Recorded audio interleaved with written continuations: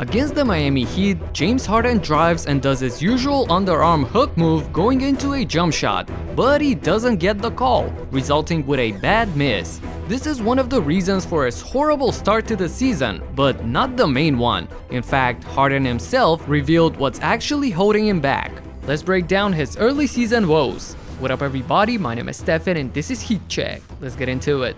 At the start, we have to mention how the new rules are impacting Harden's performance. Throughout his career, James has been getting close to 9 free throws per game, with some seasons even getting close to 12 attempts from the line. So compare that to a measly 3 foul shots per game at the start of this season. That's a huge reduction. And we can see on these highlights that the refs no longer react to his flailings and arm hooks. So it's pretty obvious that he finally got exposed, right? He was a horrible player all along, and the only way he could score was by doing all of these ridiculous moves to get the foul, right? Of course not. Couldn't be further from the truth. Harden's real problem in these first 5 games is the fact that he looks slower, out of rhythm, and definitely not as aggressive. So he revealed to the media what's the real reason behind this in the post-game interview following that ugly loss from Miami. Just getting more confident, being aggressive, and it's getting better every single game. Like, as much as I want to get back to, 30s and 40 points, you know what I mean? It's like, I can't do that. I had no opportunities to play pickup or nothing this summer. You know what I mean? Everything was a rehab for 3 months from a grade 2 injury that happened three times in one season. So, this is my 5th, 6th game of trying to just play with competition and play against somebody else. And as much as I want to rush the process and be back to, hooping and killing, it's like, I'll take a time. But this is always going to make me stronger at the end of the season. So I just embrace moments like this and things like this, and I just keep pushing through it. In my opinion, not training in the summer and not being in game shape looking like he is right now, that's impacting him far more than any rule changes. I 100% believe in everything he said as the main reason for this awful start. Now, here's the interesting thing. This situation reminds me of another terrible start that he had in Houston. In 2018, almost a quarter into the season, the Rockets found themselves at the bottom of the Western Conference, second to last, only above Phoenix. There were some people going as far as questioning if this team can even fight to get in the playoffs, especially after Chris Paul injured his hamstring during that stretch.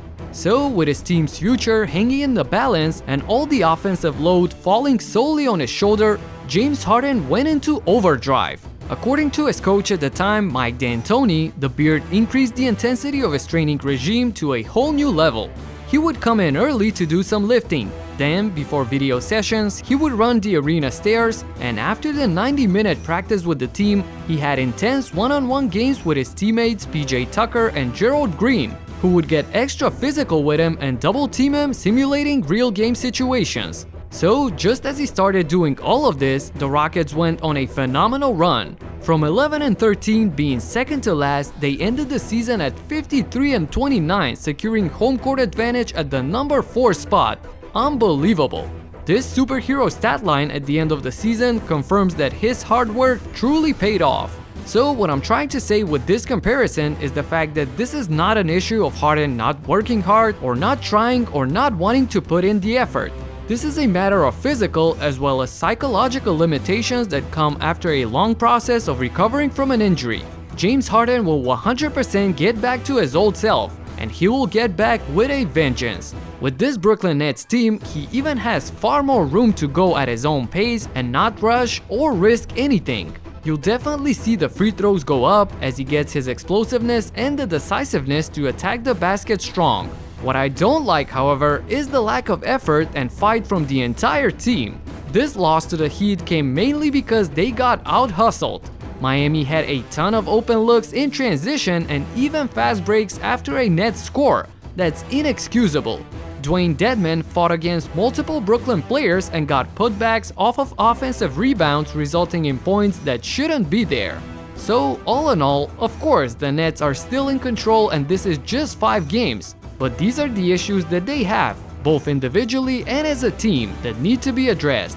At the end, huge shout out to Patty Mills. Yesterday, I jokingly said that now that I made a video about his terrific shooting, I expect him to go 1 for 9 in his next games. Dude really went 1 for 9 against Miami, hitting nothing but the backboard on a wide open shot. I cannot believe that I jinxed them that bad. This is unbelievable. Anyway, let me know in the comments what do you think about the James Harden situation. That's it for now. Subscribe and talk to you in the next one. Peace out.